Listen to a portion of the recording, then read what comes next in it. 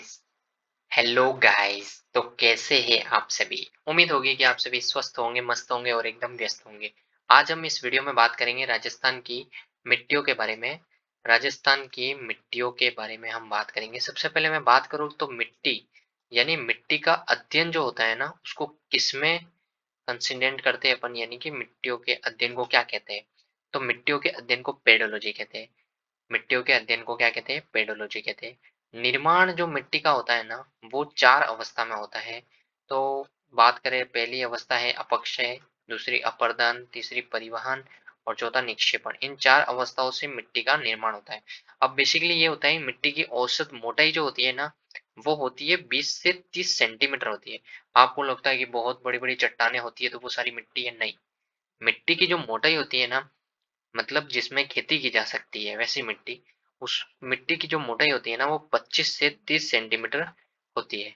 अब बात करें, मिट्टी जो होती है बहुत सारे, आप उसमें बार बार खेती कर लेते हो, ऐसे कुछ कर लेते हो, तो उसमें क्षारीयता और लवणता के दोष आ जाते हैं। तो मिट्टी की लवणता जो होती है उसको दूर करने के लिए रॉक फास्फेट का इस्तेमाल किया जाता है। और यदि क्षारीयता दूर करनी है तो जिप्सम का इस्तेमाल किया जाता है। और जिप्सम जो है ना, उसका इस्तेमाल किया जाता है, वो एक स्थायी निवारण है इसका। ठीक है। अब हम मिट्टियों के भारत में जो प्रकार है उनके बारे में पढ़ेंगे। तो भारत में मुख्यतः 8 प्रकार के 27 उप प्रकार है, किसके? मिट्टी के। अब आईसीआर के द्वारा ये किया गया है इनका वर्गीकरण। इसके बाद राजस्थान में 7 मुख्य प्रकार है और कृषि विभाग के अनुसार 14 प्रकार की है।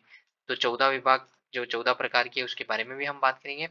पर एक इंपॉर्टेंट चीज मैं बता दूं आपको, जो इसका मृदा का नवीनतम जो भूवैज्ञानिक वर्गीकरण किया गया है ना, वो 5 प्रकार में किया गया है। तो उनका मैं अच्छे से आपको ट्रिक बताऊंगा, और क्वेश्चन आने वाला है ना आपका, वो इम्पोर्टेंट यहीं से है। इन 5 का, जो आपका एरिडी एंटी और एल्फी इंसेप्टी और वर्टिसोइल के बारे में आपने नाम सुना होगा, तो उनके जिलों के नाम से कभी पूछ लेते, कभी ये पूछ लेते कि उनका विस्तार कहाँ कहाँ है, तो ये पूछ लेते जलवायु कौन सी है उनके अंदर। तो उनसे रिलेटेड मैं भी आपको बताऊंगा। पहले हम ये निपटा लेते हैं, इसके बाद मैं नीचे आपको बताऊंगा। रेतीली मिट्टी, सबसे पहली जो मिट्टी है ना, वो होगी हमारे रेतीली मिट्टी। रेतीली मिट्टी पश्चिमी मरुस्थल व उत्तरी मरुस्थल में पाई जाती है। पश्चिमी मरुस्थल व उत्तरी भाग में पाई जाती है। तो सबसे पहले बात करेंगे तो ये ग्रेनाइट चट्टानों से निर्मित होगी, क्योंकि पश्चिमी मरुस्थल में, और रेतीली मिट्टी है तो ग्रेनाइट से। और अब इसमें उगेगा क्या? तो देखो, पश्चिम में रेतीली पाई जा रही है, तो पश्चिम में क्या क्या उगता है? तो बाजरा है, मूंग है, मोठ है, चना है, फिर उड़द है, अरहर है, मटर है, ग्वार है, ये उगेगा। इसके बाद भूरी रेतीली की बात करें तो अर्ध शुष्क मरुस्थल में हो जाएगा। देखो भाई, रेतीली, रेतीली के बाद भूरी, भूरी यानी कि यहाँ हमने विस्तार पढ़ लिया इसका पश्चिमी मरुस्थल, तो फिर नीचे वाले का विस्तार जो आएगा वो अर्ध शुष्क मरुस्थल हो जाएगा। और मध्यम मोटा आकार होता है इनका। इनमें भी वही अधिकतर बाजरा होगा, मूंग होगा, मोठ होगा, चना होगा, ग्वार होगा। अलग से बोले तो मूंगफली हो जाएगी इसमें, क्योंकि मूंगफली ये अर्ध शुष्क मरुस्थल में आ जाएंगे अपने मूंगफली, यानी कि मूंगफली बीकानेर में होती है। इसबगोल हो गया, तिल हो गया, ये सब आ जाएंगे हमारे अर्ध शुष्क मरुस्थल में। इसके बाद जलोढ़ मिट्टी। जलोढ़ मिट्टी बहुत ही उपजाऊ मिट्टी होती है। जलोढ़ मिट्टी जो होती है वो बहुत ही उपजाऊ मिट्टी होती है। इसको राजस्थान का अन्न भंडार भी कहा गया है। अन्न भंडार कहा गया है राजस्थान का, क्योंकि ये गेहूं के उत्पादन के लिए और जो भी अनाज के उत्पादन के लिए बहुत ही उपजाऊ होती है। पूर्वी राजस्थान में होती है। पूर्वी राजस्थान वाले क्षेत्र सबसे उपजाऊ मिट्टी है ये। और पूर्वी राजस्थान वाला क्षेत्र आपको बताने की जरूरत नहीं होगी, आपको पता होगा अच्छे से। जो भरतपुर, धौलपुर, अलवर, उधर वाला जो क्षेत्र है उसको पूर्वी राजस्थान कहा गया है, जिसमें जयपुर तक के भी हिस्से सम्मिलित हैं। चावल और गेहूं, गन्ना, सरसों, जौ, राई, बाजरा, इनकी खेती की जाती है। कहाँ पर? पूर्वी राजस्थान में जलोढ़ मिट्टी पाई जाती है उधर। अब हमारे काली मिट्टी आ जाएगी। काली मिट्टी कहाँ होती है? दक्षिणी पूर्वी राजस्थान में हो जाती है। और काली बात करें तो काली जो होती है ना, लावा से निर्मित होती है। लावा से निर्मित होती है, इसीलिए उसका रंग कैसा होता है? काला होता है। सूखने पर दरारें पड़ जाती है इसमें। और काली मिट्टी में सर्वाधिक क्या होता है? कपास की खेती होती है, सोयाबीन की होती है, मसाले की होती है, खट्टे रसदार फल, मसूर, गन्ना। और काली मिट्टी में क्या होता है? तो काली मिट्टी में गन्ने की भी खेती हो जाती है, कपास की भी हो जाती है, और इसके बाद बात करें तो तंबाकू की भी खेती हो जाती है इसमें। फिर लवणीय मिट्टी की बात करें तो ये पश्चिमी राजस्थान में हो जाएगी। फिर लाल काली की बात करें, देखो 5 मिट्टियां निपटा दी।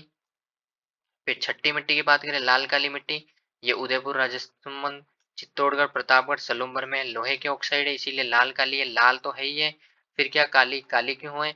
लावा के कारण उसमें लाल हो गया, मतलब कि लोहे के ऑक्साइड के कारण ये लाल काली है इसका। और इसके बाद मक्का, कपास, ज्वार, मोटा अनाज, अफीम की खेती की जाती है यहाँ पे। फिर लाल पीली की बात करें तो लाल पीली जो है वो अपने भीलवाड़ा, टोंक, सवाई माधोपुर में हो जाएगी। और इसका पीला रंग जल योजन क्रिया द्वारा, किसकी वजह से होता है? जल योजन क्रिया द्वारा पीला रंग होता है इसका। फिर मक्का, कपास, ज्वार, मोटा अनाज, इनकी लाल पीली खेती। लाल पीली मिट्टी में मक्का, कपास, ज्वार, मोटा अनाज इनकी खेती की जाती है। फिर लाल लोमी या लेटेराइट, लाल लोमी लेटेराइट, लेटेराइट, लेटेराइट ऐसे याद रखना, लेटेराइट, लेटेराइट, लेटेराइट। फिर लेटेराइट की बात करेंगे तो डूंगरपुर, बांसवाड़ा, उदयपुर में ही है। अत्यधिक गर्मी व अत्यधिक वर्षा के कारण लेटेराइट, लेटेराइट, लेटेराइट अत्यधिक वर्षा के कारण होती है। मक्का, ज्वार, कपास, चावल, गन्ना, मोटा अनाज ये होती है लाल लोमी या लेटेराइट मिट्टी में। इसके बाद हम बात करेंगे नवी जो मिट्टी है वो पर्वतीय मिट्टी है, और पर्वतीय मिट्टी उदयपुर और कोटा में हो जाएगी। फिर भूरी पीला जो है, भूरी पीली वो सिरोही, जालौर, पाली में हो जाएगी। इसके बाद भूरी नवीन जलोढ़ मिट्टी बात करें तो अजमेर, ब्यावर, टोंक, सवाई माधोपुर में। साई रोजेक्स जो है ना वो श्री गंगानगर में। अब देखो ये जो जिप्सीफेरस, रेबेनिना, ये क्या स्पेशली किसी डिस्ट्रिक्ट में पाई जाती है, तो ये वाला थोड़ा इंपॉर्टेंट आ जाते हैं आपके कि जिप्सीफेरम मिट्टी सर्वाधिक कहाँ पाई जाती है, तो बीकानेर में हो जाएगी। रेवेनिना कहाँ होती है? श्री गंगानगर में। साई रोजेक्स, ये थोड़े इंग्लिश नाम है ना, ये आने के थोड़े चांसेस रहते हैं। इसके बाद हम पांच जो वर्गीकरण है ना, पांच प्रकार के जो वैज्ञानिक वर्गीकरण है उसके बारे में जानेंगे तो वो ज्यादा इंपॉर्टेंट है इससे। तो उसके बारे में मैं एक शॉर्ट ट्रिक भी बताऊंगा आपको, तो वो आप ट्रिक समझ जाना, बहुत अच्छी है, आपको एग्जाम में याद आ जाएगा। अब मैं बताऊंगा उस ट्रिक को आपको, बने रहिए वीडियो में। पहले बात कर लेते हैं हम, मृदा जो दिवस होता है ना वो 5 दिसंबर को होता है। मृदा दिवस जो होता है वो 5 दिसंबर को होता है। और मृदा संरक्षण बोर्ड जो है जयपुर सीकर में है। फिर मृदा स्वास्थ्य कार्ड प्रारंभ कब किया था? हमारे मोदी जी ने किया था इसकी शुरुआत जो की थी, और सूरतगढ़ से की थी 19 फरवरी 2015 को। ठीक है, अब हम आते हैं हमारे इस वीडियो के महत्वपूर्ण भाग में, जो 5 प्रकार की जो भूवैज्ञानिक वर्गीकरण किया है उसके बारे में। तो देखो भाई, 5 प्रकार की जो मिट्टियां हैं वो कौन कौन सी है? भू मृदा का नवीनतम भूवैज्ञानिक वर्गीकरण पढ़ रहे हैं हम अभी। एरिडी सोइल हो जाएगी इसमें। इसको याद कैसे करना वो भी मैंने दे रखा है यहाँ नीचे, अपने ट्रिक बता रहा हूँ मैं भी। पहले इनके पांचों के नाम जान लेते हैं क्या होता है, और इनमें जो याद करने का ट्रिक है ना उनका स्पेशली देखना। इसमें क्या है? एरिडी है, इसमें एंटी है, इसमें एल्फी है, इसमें इंसेप्टी है, और इसमें वर्टिसोइल है। अब देखो इसमें एरिडी है यानी कि इसमें क्या है? डी है, ये याद रखना, क्योंकि सब में देखो ए कॉमन है तो अपन ए नहीं ले सकते, जो जो विचित्र विशेष अलग है ना सब में अलग उसको लेना है। डी को लिया, फिर यहाँ टी को लिया, फिर यहाँ फी यानी एफ को लिया, फिर यहाँ इंसेप्टी यानी कि एस टी को लिया यहाँ पे, फिर यहाँ पे आपने वर्टी सॉइल यानी कि टी और सॉइल वीएस को ले लिया आपने। फिर ट्रिक देखो मेरी कौन सी ट्रिक, नीचे आ जाता हूँ अभी ट्रिक बता देता हूँ। ये है डीटीएफ एसवीवीएस, डीटीएफ एसवीवीएस। अब बोलेंगे कैसे कैसे याद रखना है, तो इसको ऐसे याद रखना, डी, डी से याद रख लेना, ये डी मतलब सबसे पहले डी आएगा इधर, तो इधर जो हो जाएगी वो हो जाएगी शुष्क जलवायु। आपको बस जलवायु पे फोकस करना है, बस जलवायु का पता होना चाहिए, जलवायु का पता होना चाहिए बस। उसके अलावा अत्यधिक मोटेन, मोटेन मिश्रित न महीन न अत्यधिक महीन, इनके बारे में इतना नहीं जानना है।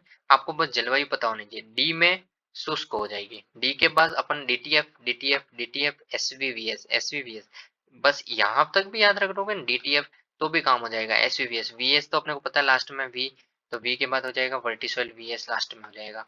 फिर S T, S T, S T, S T, S T, इंसेप्टी, इंसेप्टी हो जाएगा। फिर ये तीनों याद रखने, डीटीएफ को याद रखना इंपॉर्टेंट, डी को याद रखेंगे अपन ने शुष्क जलवायु। शुष्क जलवायु कहाँ होती है? पश्चिमी मरुस्थल में होगी। बस पश्चिमी मरुस्थल याद कर लेना, बस जिले ऑटोमेटिक याद हो जाएंगे। फिर टी, टी जो है इंसेप्टी, इंसेप्टी हो जाएगी अपने अर्ध शुष्क में। अर्ध शुष्क मतलब पश्चिमी राजस्थान, पश्चिमी राजस्थान और पश्चिमी मरुस्थल, पश्चिमी राजस्थान हो जाएगा ये। फिर एफ की बात करें तो एफ जो है, एफ इन एल्फी, एल्फी, और एफ जो है वो किस में आ जाएगा? एफ जो है उपाद्र में आ जाएगा। और उपाद्र में आने वाले कौन कौन से जिले? जयपुर, दौसा, अजमेर, ब्यावर, अलवर, भरतपुर, धौलपुर, करौली, सवाई माधोपुर, टोंक, ये सारे आ जाएंगे। डी आ जाएगा इसमें, और इसके बाद एसटी।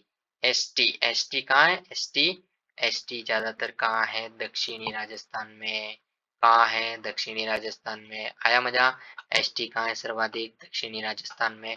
तो एसटी को याद रख लेना दक्षिण में है। और फिर याद रख लेना आर्द्र जलवायु में। आर्द्र जलवायु में दक्षिण में क्या क्या आ जाएंगे? सिरोही, उदयपुर, सलुम्बर, प्रतापगढ़, बांसवाड़ा, भीलवाड़ा, राजसमंद, ये हो जाएंगे। फिर वीएस जो है ना, वो हो जाएंगे हमारे दक्षिणी पूर्वी राजस्थान, कोटा, बूंदी, बारां, झालावाड़। कोटा, बूंदी, बारां, झालावाड़। और अति आर्द्र यानी कि यहाँ बरसात बहुत अति होती है, इसीलिए अति आर्द्र में माना जाता है इनको। अब इनके जो उपकण है ना, उसको क्रोमोस्टर्स उपकणों वाली होती है ये मिट्टी। ठीक है। और इसके भी 4 उपकण है, 3 उपकण है।